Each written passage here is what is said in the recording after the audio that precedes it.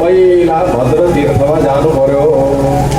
भद्र तीर्थमा स्नान गर्ने जस्तो हाम्रो चाहिँ अब भनौँ न हाम्रो सरकारले त्यहाँ के गरिदिनु पर्यो भने भद्र तीर्थमा स्नान गर्ने जस्तो वातावरण बनाइदिने, आदि आदि काम गर्न सक्छौँ। यो भद्र तीर्थ पहिलो स्नान गर्ने ठाउँ भनेर चाहिँ लेखिदिने, बोर्डहरू राखिदिने, अनि पाण्डुकेश्वर जाने बाटो र भद्र तीर्थ स्नान गर्ने बाटो यो भनेर बनाइदिने।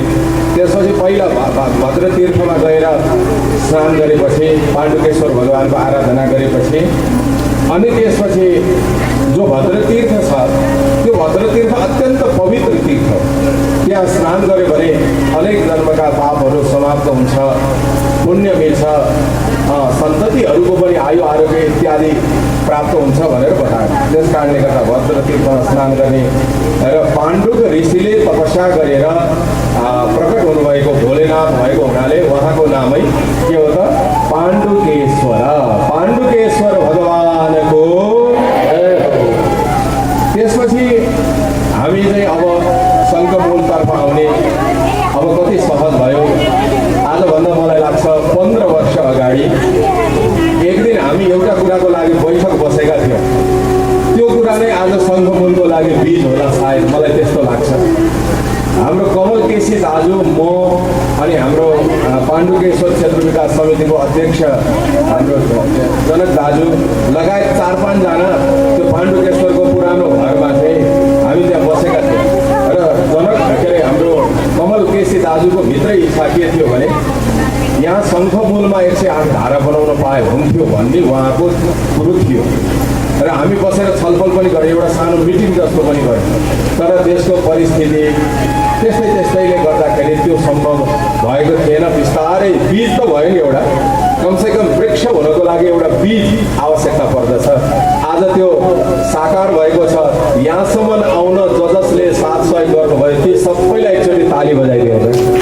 जसले यहाँसम्म आइपुग्नको लागि साथ दिनुभयो, सहयोग दिनुभयो, बाहिर काकाले पनि दिनुभएको छ, यहीँका महानुभावहरूले दिनुभएको छ, सम्झिने जति, बालुङलाई माया गर्ने जति सबैले चाहिँ यो 108 शङ्खधारा जो शङ्खमूलमा अहिले भनेको छ यो अत्यन्त महत्त्वपूर्ण हो। यही धाराले नै जसरी मुक्तिनाथको भगवानलाई दर्शन गर्नुभन्दा पहिला के गर्नुपर्छ त 108 धारामा स्नान गर्नुपर्छ।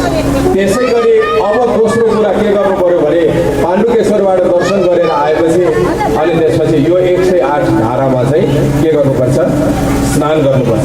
त्यसै गरी यहीँनिर नारद तीर्थ बताएको छ। कतिपट्टि पर्थ्यो नारद तीर्थ भन्ने चाहिँ कता यतापट्टि हो। त्यसै गरी नारद तीर्थ यो भद्र तीर्थको विषयमा यहाँ श्लोक छँदैछ। भद्र तीर्थ सुविख्याते पुण्ये स्नात्वा पुनः द्विजः अत्राराधितवान् रुद्रः जपोपहारकैस्तदा। यो भद्र तीर्थको महिमाको लागि हो। यो श्लोक चाहिँ भद्र तीर्थको साइनबोर्डमा ट्याक्क राख्ने। हाम्रो लेले भन्ने ठाउँ छ, त्यहाँ पनि मैले धेरैचोटि पुराण भनेको छु। त्यहाँ सरस्वती कुण्ड छ, त्यहाँ तिलेश्वर महादेव हुनुहुन्छ। 3वटा ज्योतिर्लिङ्ग एकै ठाउँमा छन्। जसरी टिस्टुङवासी आउनु भएको छ, हाम्रो प्रदीपजी यतै हुनुहुन्छ। टिस्टुङले पनि ठुलो काम गर्न सक्छ है। प्रदीप बाबु यतै हुनुहुन्छ, युवा धार्मिक नेता नै भन्छु उहाँ व्यवसायी पनि हुनुहुन्छ, सायद कता हुनुहुन्छ ए ल प्रदीप बाबु। जसरी लेलेको महिमा हो त्यसै गरी टिस्टुङको पनि महिमा हो। के जसरी 1-2 किलोमिटर भित्रै त्यहाँ 3वटा ज्योतिर्लिङ्ग छन्, त्यसै गरी टिस्टुङमा पनि 1-2 किलोमिटर भित्रै 3वटा ज्योतिर्लिङ्ग छन्। यस्तो गौरवको चिज लिएर बसेका छौँ।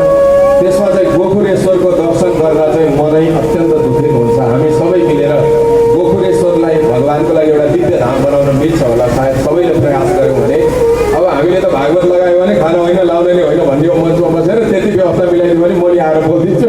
पाण्डुकेश्वरमा पनि बोलेको 25 वर्ष हो संसारमा बोलेर हिँडेर, काहीँ एम्बुलेन्स चलिरहेछन्, काहीँ क्याम्पस बनाएका छन्, काहीँ चाहिँ खानेपानी त्यो चाहिँ चाँगाखली भन्नेमा यस्तै हजुरहरू जस्तै युवा हुनुहुन्थ्यो।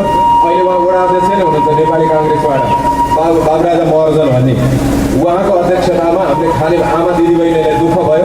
3 पुस्तासम्म हाम्रो आमा दिदीबहिनीले दुःख पाएका छन्। कुरो लौ न हजुरले भागवत भनिदिनु पऱ्यो, हामीले खाने पानी त्यो ट्याङ्की नै बनाउने, 1000 घरलाई पानी वितरण गर्ने भन्नुभयो। लौ भनौँ भनेपछि युवा जागेपछि त मेरो बाबै नहुने के छ र अहिले 1000 घरलाई पानी खाइरहेको छ। चाँगाखली जानुभयो भने एकचोटि त्यो ट्याङ्की हेरेर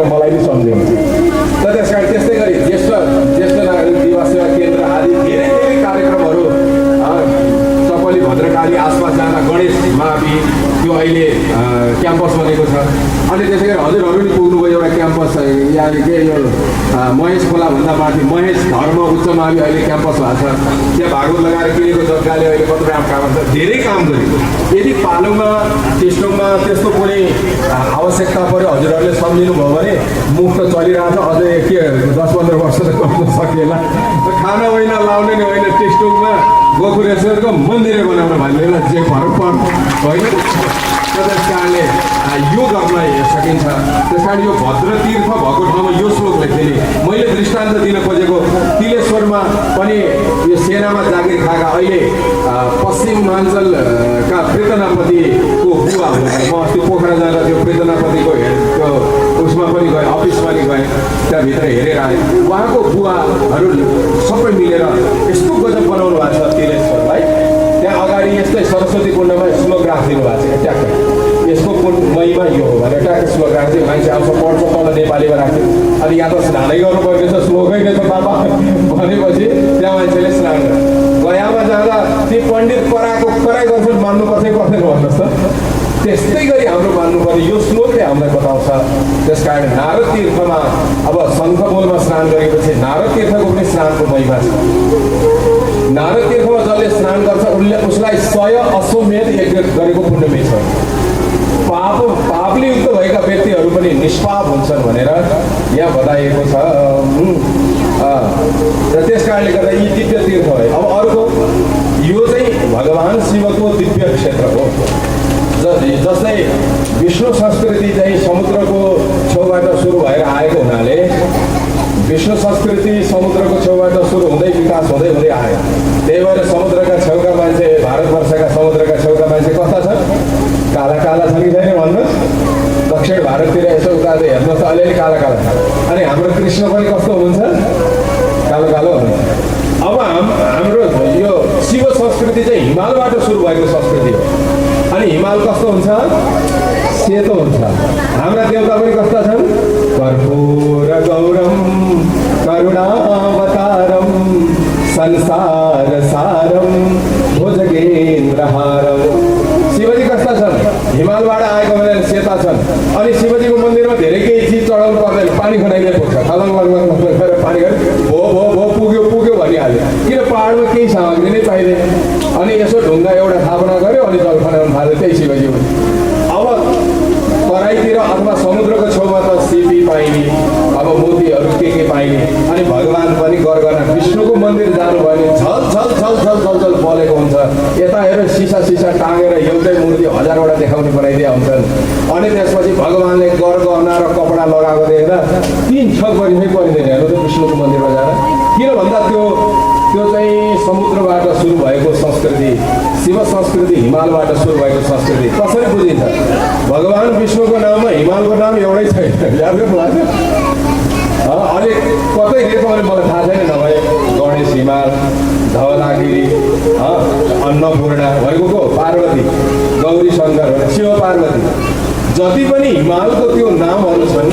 अब सगरमाथालाई उताका चिनका तिब्बतका मान्छेले के मान्छन्? पार्वती स्वरूप मान्छन्। त्यही भएर हिमाल सगरमाथा चढ्दा त्यहाँ माता पार्वतीलाई पूजा गरेर मात्रै जान्छ। र त्यस कारण अनि पर्वती छोरी पार्वती, पर्वत जिल्ला यही छ। त्यस कारण यो हाम्रो नेपाल चाहिँ शिव संस्कृति हो। शिव संस्कृतिमा के छ, के हुन्छ विशेषता भन्दाखेरि शिव संस्कृतिमा 5वटा देवतालाई नै प्रमुख मानिन्छ। गणेशजीले पनि मुक्ति दिन सक्नुहुन्छ, शिवजीले पनि मुक्ति दिन सक्नुहुन्छ, भगवान् नारायणले पनि मुक्ति दिन सक्नुहुन्छ, अनि भगवती आमा देवी माता पार्वतीले पनि मुक्ति दिन सक्नुहुन्छ, भगवान् सूर्यले पनि मुक्ति दिन सक्नुहुन्छ। यी 5वटै देवताको मूर्ति हजुरहरूले पशुपतिमा पाउनुहुन्छ। अरू खाले समूहको सम्प्रदायको मन्दिरमा पशुपतिनाथ जस्तो तपाईँहरूले त्यस्तो समन्वय, त्यस्तो उदारता कहीँ पनि पाउनुहुन्छ। तपाईँ पशुपति छिर्ने बित्तिकै यतापट्टि भित्र गएपछि भूदेवी र श्रीदेवीलाई साथैमा राखेको भगवान् श्रीकृष्णको सबैभन्दा नेपालको प्राचीन मूर्ति नै देख्छ। त्यसपछि घुम्दै घुम्दै गएपछि उता राधाकृष्णको मन्दिर पाउनुहुन्छ, यता सुतिरहेको बुढा नीलकण्ठ पाउनुहुन्छ, अनि यता गणेश पाउनुहुन्छ, उता सूर्य पाउनुहुन्छ, उता नवग्रह पाउनुहुन्छ, अनि अन्तिममा सत्यनारायण भगवानको मन्दिर छेउमा बसेर जप गरेर बाहिर निस्केपछि अनि पशुपतिको दर्शन एक हिसाबले छोटो रूपमा पुरा हुन्छ। शिव संस्कृति के उदार संस्कृति, उसले सबैलाई समेट्छ, सबैलाई चाहिँ आफ्नो भनेर स्वीकार्छ र त्यो लडाइँ झगडातिर त्यति लाग्दैन। यो चाहिँ शिव संस्कृति। शिव संस्कृतिभित्र नारायण भगवान पनि अटाउनुहुन्छ, शिव संस्कृतिभित्र सूर्य भगवान पनि अटाउनुहुन्छ, शिव संस्कृतिभित्र भगवती देवी पनि अटाउनुहुन्छ, भगवान विष्णु सबका सब अटाउनुहुन्छ। यति उदार संस्कृति अरू कसैको पनि छैन। हामी अन्य समूहमा जान्छौँ, हाम्रै हिन्दू समाज समूहमा जान्छौँ, कसैले भगवान विष्णुलाई मात्रै अनन्यता बाहेक त्यो भगवान विष्णु बाहेक अरूलाई हामी बुझ्न सक्दैनौँ, अरू विग्रहलाई पनि राख्न सक्दैनौँ भन्नुहुन्छ। कोहीले यसो दायाँ बायाँ अलिअलि हो, त्यता पनि हो यता पनि हो भने जस्तो, अनि भन्ने बेलामा त्यता चाहिँ होइन यतै धेरै हो भन्ने कहिलेकाहीँ मौका पाउँदा त्यस्तो खाले छ। तर शिव संस्कृति चाहिँ अत्यन्त उदार र उच्च कोटिको संस्कृति हो। पशुपतिनाथको नजिकै बुढा नीलकण्ठ हुनुहुन्छ, त्यसै गरी गोसाई कुण्ड नजिकै विष्णु कुण्ड छ, सूर्य कुण्ड छ। यी सबै अटाउन सक्ने संस्कृति भनेकै शिव संस्कृति हो। हामी बालुङवासी धन्य छौँ, हामी शिव संस्कृति अन्तर्गत छौँ। यहाँ भगवान विष्णु पनि अटाउनुहुन्छ, यहाँ गणेश अटाउनुहुन्छ। अघि ढिबे बाजा बजाउँदै आउँदा एकजना महानुभावसित मेरो कुराकानी हुँदै हामी आएका थियौँ। उहाँले भन्नुभयो हाम्रो केही विवाह व्रतबन्ध भयो भने यहाँ देखेको सेतो मन्दिर भएको गणेश र पालुङको ढुङ्गा भएकै छेउको गणेशको अथवा के देवी देवताको मन्दिर छ त्यहाँ पूजा गरेर हाम्रो कर्म सुरु हुन्छ। यहाँ चार नारायण हुनुहुन्छ, चारैतिर नारायण बस्नु भएको छ, यहाँ सबै अटाउनुहुन्छ। यो शिव संस्कृति जति उच्च कोटिको संस्कृति अरू कुनै पनि छैन। हामी यसैमा रहेर हामी भगवान नारायणको दिव्य धाम पनि बनाउन सक्छौँ, हामी यसैमा रहेर भगवान गणेशको दिव्य धाम पनि बनाउन सक्छौँ, हामी यसैमा रहेर भगवान सूर्यको दिव्य मूर्ति बनाउन सक्छौँ, हामी यसैमा रहेर नवग्रहको मूर्ति बनाउन सक्छौँ। र त्यसै गरी यहाँ आदरणीय मेयरज्यू उपमेयरज्यूले अब यो धाराको पछाडि के देवी देवता राख्ने हो भन्ने चर्चा पनि भएको थियो। त्यसमा हिजो नगरपालिकाभित्र छोटो हामीले चर्चा गऱ्यौँ। त्यसमा के हुनसक्छ भन्दा सबभन्दा पहिला हाम्रो भगवान नारायणको 24 अवतारलाई हामी राख्न सक्छौँ, जो भागवतमा बताइएको छ। जो 24वटा अवतार छन् त्यो 24वटा मूर्ति भइहाल्यो। त्यसपछि नवग्रहको राख्न सक्छौँ, नवग्रह पनि 9वटा भइहाल्यो। त्यसपछि अष्टमातृकाहरूको राख्न सक्छौँ, अष्ट चिरञ्जीवीको राख्न सक्छौँ। त्यसै गरी नेपालका प्रसिद्ध देवी देवताहरूको चाहिँ मूर्तिहरू पाथिभरा भयो। त्यसै गरी पश्चिमका शैलेश्वरी आदि गरेका देवी देवताहरूको मूर्तिहरू हामी राख्न सक्छौँ। र यसका लागि एकचोटि फेरि बसेर चर्चा गरेर जो चाहिँ एकचोटि पाल्नु आउँदा ओहो हाम्रो ठाउँको देवी देवता भनेर नमस्कार गरेर अलिक दक्षिणा सोच्योभन्दा बढी चढाइदियो भने नगरपालिकाले खुसी होला। धर्म गर्न आएको मान्छेले ज्यादा बार्गेनिङ गर्दैन, याद गर्नु न। अब छोड्दै हामी धर्म गर्न आएको यहाँ लडाइँ गर्न हुनु भन्छ। त्यस कारण त्यो छुट्टै भावना हुन्छ त्यसमा। अरू बेला होइन यो हामी धर्म कर्म दान गर्न आएको नै त्यो बनारसका पण्डा हुन् कि गुन्डा हुन् के भन्छ ल सङ्कल्प गर भन्छ नि, पुष्पानी समाज छ ल 11,000 1111 दिएँ भन्छ। अब दिनै मन लाग्छ नि आफूले। अब आफूलाई 100 त्यो पनि हिसाब गर्दा 150 हुन्छ, दिनु मन लाग्छ। उसले चपक्कै पार्छ दिइहाल्छ। त्यस्तो छ दिन म त पण्डा हुन् कि गुन्डा हुन् भन्छु अहिले। तर यहाँका गुरुहरू त्यस्तो हुनुहुन्न है। उहाँहरूले त्यसरी नेपालका गुरुहरू विवेकी हुनुहुन्छ, ज्ञानी हुनुहुन्छ। त्यस कारणले गर्दा यही संस्कृतिभित्र रहेर हामीले चाहिँ यी सबै हाम्रा भगवान नारायणका 24 अवतार मत्स्य कुर्म बराह नृसिंह वामन परशुराम राम